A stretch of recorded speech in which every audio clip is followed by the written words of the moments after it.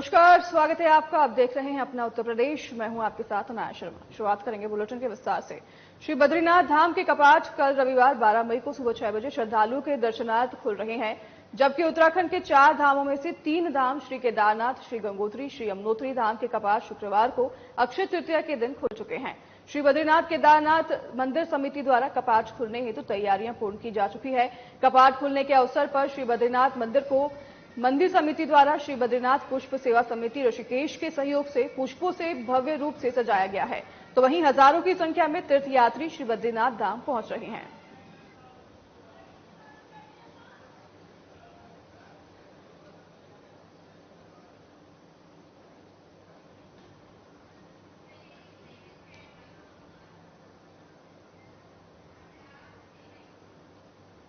प्रसिद्ध समाज सेवी सुनीता कोटनाला और सुमन कोटनाला की बेटी मारविका ने अपने जन्मदिन की खुशियां आदि शंकर दिव्यांग संस्थान में दिव्यांगों के साथ मनाई, जहां दिव्यांगों ने उन्हें जन्मदिन की शुभकामनाएं गीत के माध्यम से दी। इसी के साथ मारविका ने उपहार स्वरूप सभी दिव्यांगों को यूनिफॉर्म भेंट की, तो वहीं जलपान के साथ कार्यक्रम का समापन किया गया।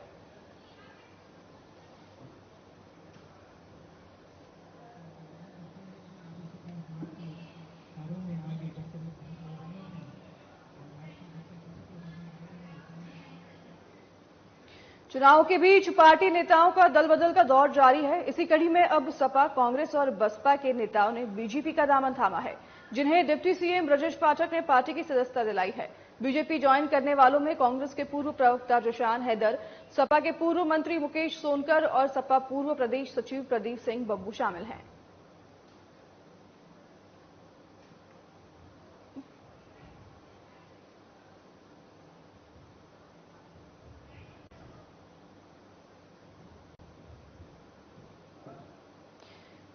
कांग्रेस, सपा और बसपा के अब कई नेता बीजेपी में शामिल हुए हैं। डिप्टी सीएम ब्रजेश पाठक ने इन सभी को सदस्यता ग्रहण करवाई है। तस्वीरें हम आपको दिखा रहे हैं। सभी की बीजेपी में सदस्यता ग्रहण करने की ये तस्वीरें सामने आई हैं। चलिए आपको सीधा कन्नौज लिए चलते हैं, जहां बीजेपी ने जनसभा का आयोजन किया है, जिसमें सीएम योगी आदित्यनाथ ने भी शिरकत की है। इस मौके पर सीएम योगी ने जनसभा को संबोधित करते हुए क्या कुछ कहा, आपको सुनाते हैं।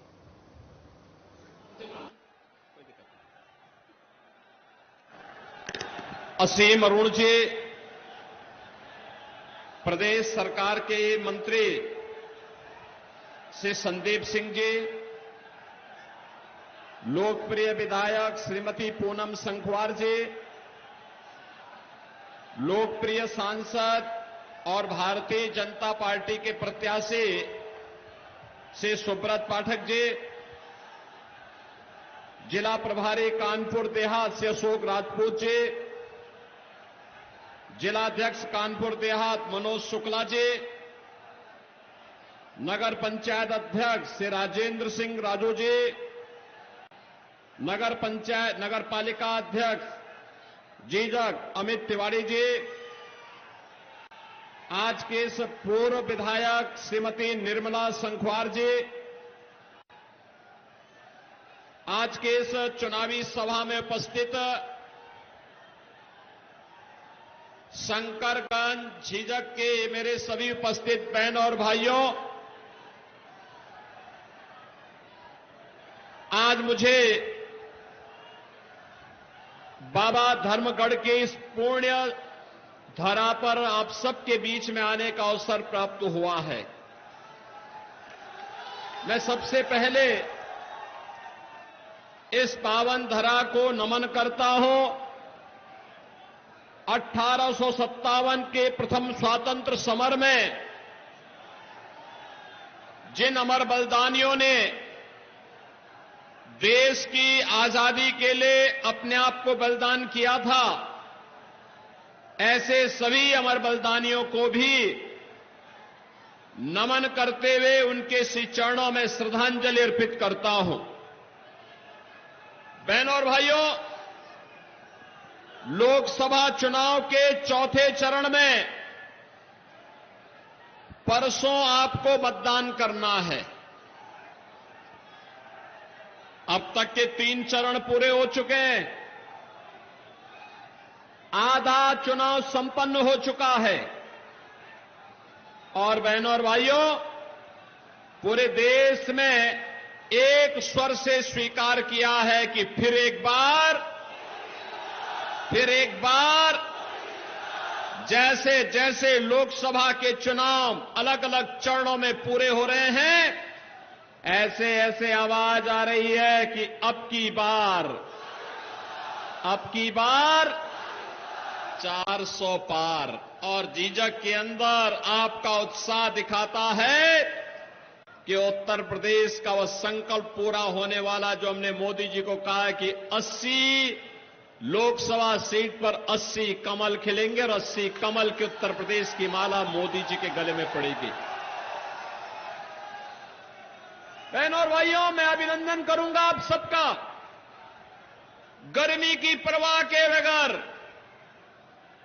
पंडाल में जगह नहीं मिला तब भी खड़े हैं, लेकिन भारतीय जनता पार्टी का कमल खिलाना है और विजयश्री से सुब्रत पाठक के गले में डाल करके मोदी जी के साथ कार्य करने के लिए उन्हें दिल्ली भेजना है।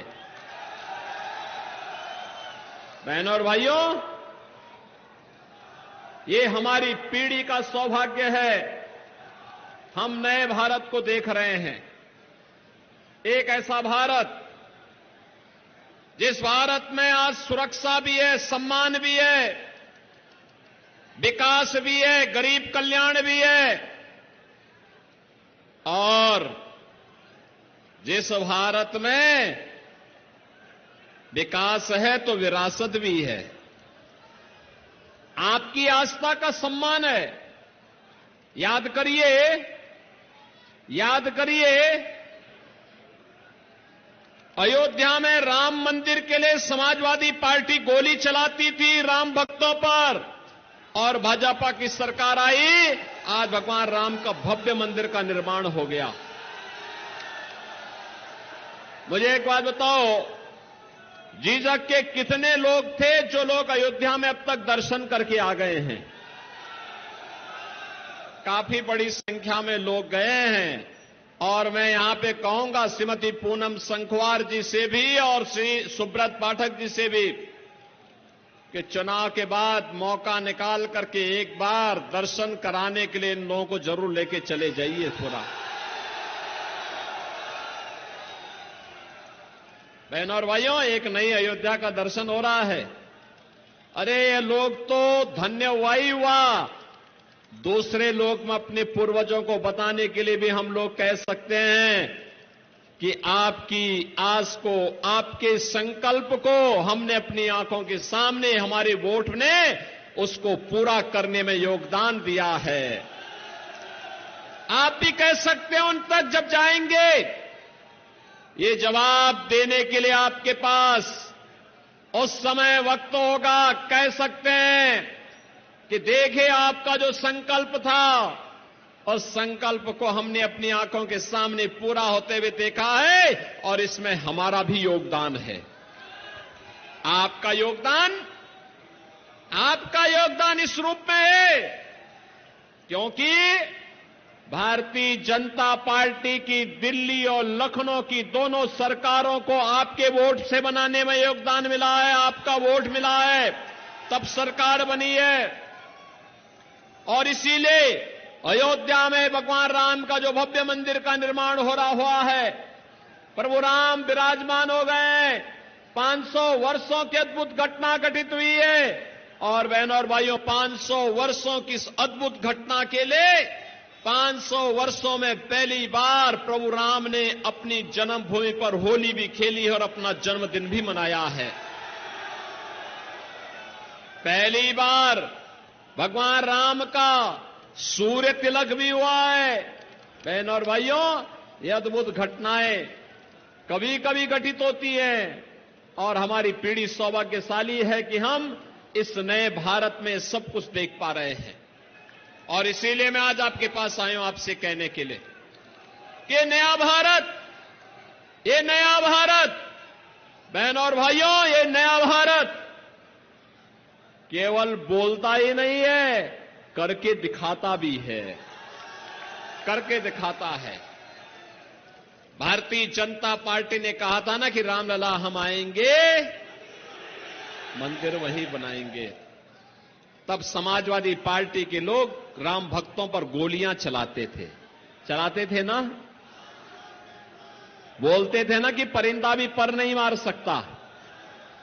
इनके समय में अयोध्या में आतंकी हमला हुआ था ना, एक तरफ राम भक्तों पर गोली चलाएंगे और दूसरी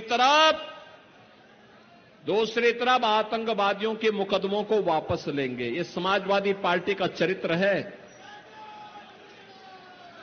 कांग्रेस ने देश की सुरक्षा के साथ खिलवाड़ किया, समाजवादी पार्टी ने प्रदेश की जनता जनार्दन की सुरक्षा के साथ खिलवाड़ किया। ये दोनों एक ही थैले के चट्टे बट्टे हैं और इसीलिए हमेशा मिलकर के फिर जोर आजमाइश करना चाहते हैं। बहनों और भाइयों, मैं आपसे कहना चाहूंगा, वह सौगंध याद रखना कि सौगंध राम की खाते हैं, यही खाते थे ना, आज तो पूरा हो गया है। अब भारत के निर्माण के लिए, नए भारत के लिए, आत्मनिर्भर भारत के लिए, विकसित भारत के लिए मोदी जी के नेतृत्व में जो संकल्प पूरा देश ले रहा है, उस संकल्प के साथ जुड़ने का अवसर आ गया है।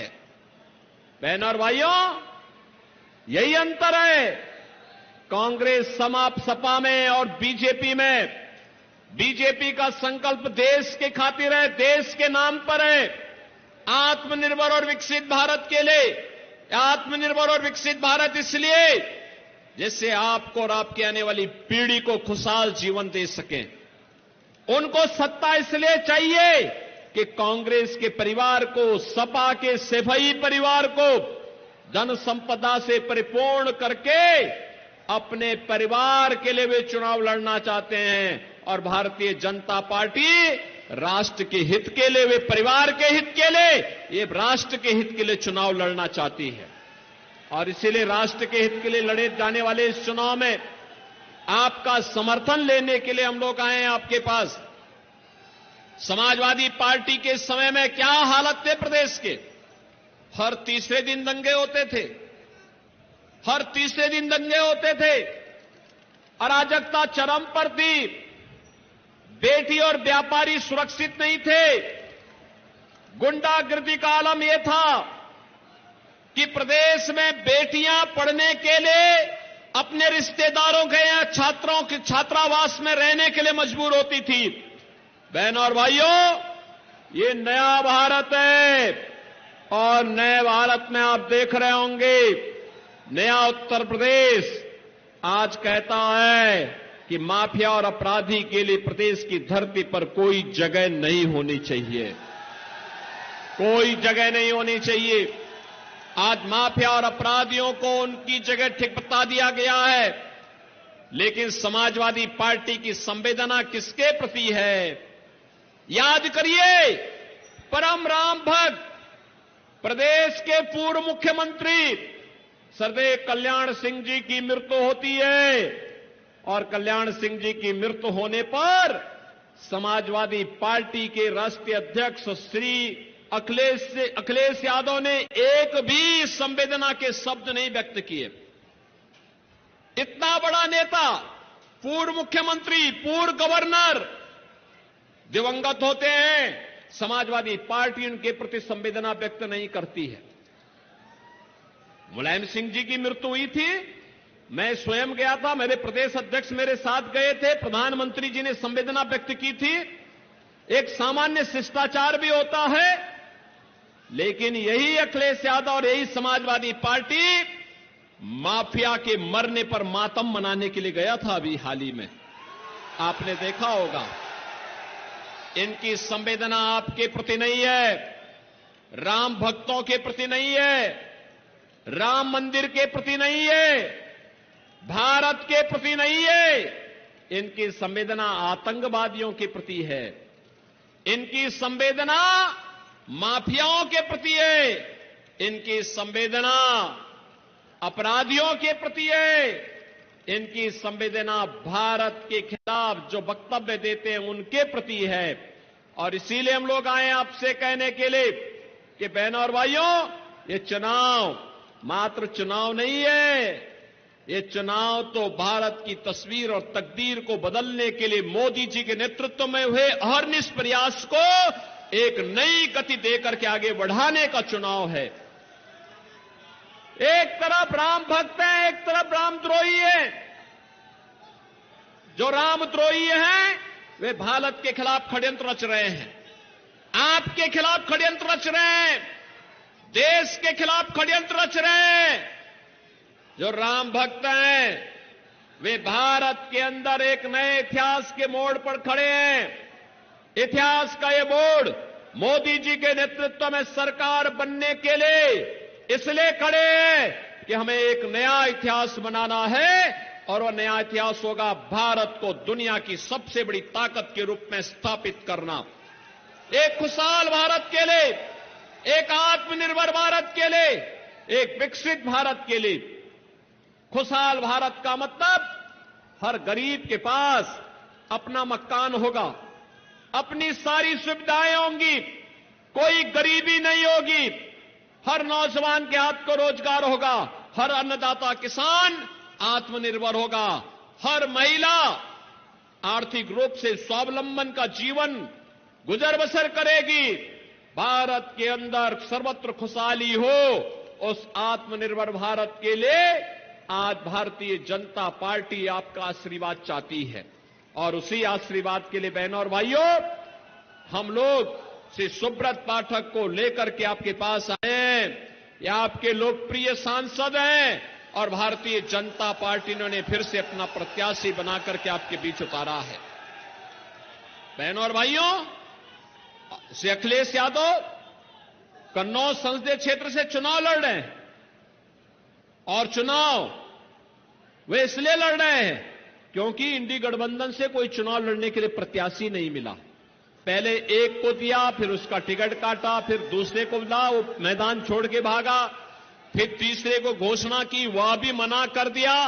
जब कोई नहीं मिला तब कह रहे हैं मैं सेवा करना चाहता हूं। अरे सेवा जब था मौका तब तो किया नहीं, तब तो कन्नौज की इत्र में बदबू फैलाने का काम कर रहे थे, हर दूसरे दिन दंगा करवाते थे यूपी के अंदर, बेटी और व्यापारी की सुरक्षा के लिए खतरा पैदा कर दिया था, हर तीसरे दिन कर्फ्यू लगता था, गरीबों के हकों पर डकैती पड़ती थी, और दंगाइयों को मुख्यमंत्री आवास पे बुला करके महिमा मंडन करने का कार्य करते थे। आज बहनों और भाइयों, ये नया भारत का नया उत्तर प्रदेश आज दंगाइयों से और कर्फ्यू कर लगाने वालों के साथ कैसे निपटता है, ये तो आप भी देख रहे होंगे। प्रदेश भर में 7 वर्ष में कोई दंगा नहीं हुआ, कोई कर्फ्यू नहीं लगा, बेटी और व्यापारी सुरक्षित है, और उत्तर प्रदेश विकास की मुख्य धारा के साथ जुड़ करके वन डिस्ट्रिक्ट वन प्रोडक्ट के माध्यम से हर जनपद की एक नई पहचान को वैश्विक मंच पर ले जाने का काम कर रहा है। बहनों और भाइयों, ये नए उत्तर प्रदेश में अपार संभावनाएं, नसीन संभावनाओं को आगे बढ़ाने के लिए ये डबल इंजन की सरकार आवश्यक है। दिल्ली में मोदी जी के नेतृत्व में नया भारत अब आत्मनिर्भर और विकसित भारत बनेगा, और मोदी जी के नेतृत्व में उत्तर प्रदेश भारत की इकोनॉमी के ग्रोथ इंजन के रूप में अपनी पूरी भूमिका का निर्वहन करेगा। इस दृष्टि से हम सब आपके पास आए हैं कि 80 के 80 लोकसभा जीतेंगे, और इसके लिए आपका आशीर्वाद भारतीय जनता पार्टी के प्रत्याशी को चाहिए। आज चुनाव प्रचार का अंतिम दिन है, सायंकाल 6 बजे चुनाव प्रचार बंद हो जाएगा। बहनों और भाइयों, मैं इसीलिए आपसे कहने के लिए आया हूं, श्री सुब्रत पाठक जी को चुनाव विजयी बना करके भेजेंगे। सभी लोग मुझे एक बार हाथ खड़ा करके बताओ, आश्वस्त करो, सभी लोग भेजेंगे? सहमत हैं? सभी लोग सहमत हैं? लेकिन मेरा एक काम करो, करेंगे? वह कार्य है, चुनावी सभा कुछ देर में संपन्न होगी। इसके बाद आज और कल घर घर जाकर के जनता जनार्दन से अपील करना है। और वो अपील क्या करना है? पहले घर घर जाएंगे, स्वयं सुब्रत पाठक बनेंगे और घर घर जाकर के अपील करेंगे जनता जनार्दन से। कहेंगे हमें राम भक्त चाहिए, राम द्रोही नहीं चाहिए। बोलेंगे ना, हमें विरासत और विकास का समन्वय करने वाले लोग चाहिए।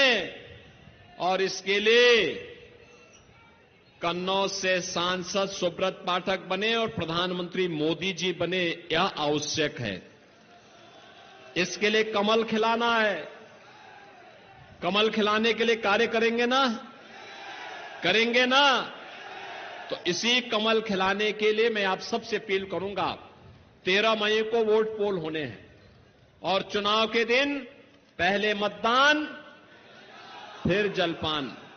पहले 3 घंटे के अंदर ही 50% मतदान कर दीजिए। तैयार हैं? जाएंगे? हर व्यक्ति अपने साथ 2 अन्य परिवारों को मतदान स्थल पर लेके जाएगा। लेके जाएंगे? तो बहनों और भाइयों, फिर मेरे साथ आप बोलेंगे, दोनों हाथ पकड़ के बोलेंगे, भारत माता की, भारत माता की, भारत माता की।